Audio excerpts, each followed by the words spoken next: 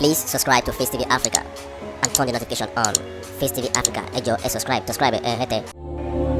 Face TV was Swoby. My sister. How are you? Good to see you. Sorry, sir. Photograph. Okay. Photograph, sir. Yes.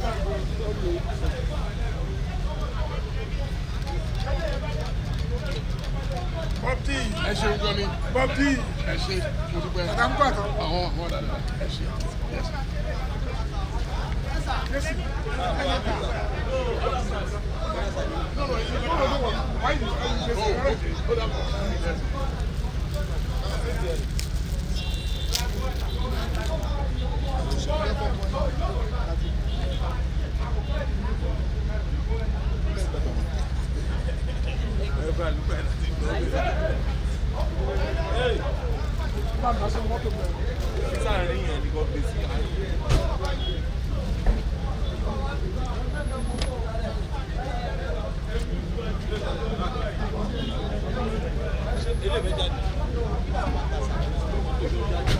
Ó fẹ́ jáde.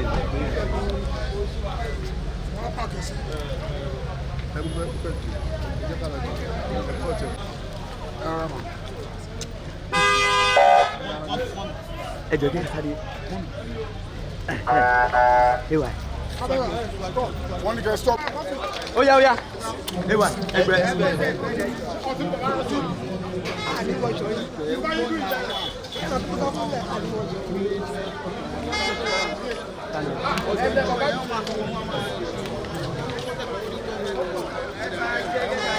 Ẹlẹ́ bàbá mi, ẹlẹ́ bàbá tèmi.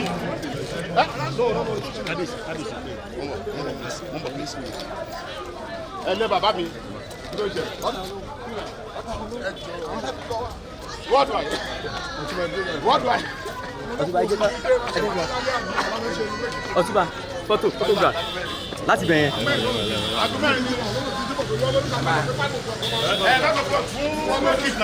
Ẹ ṣí bí wọn.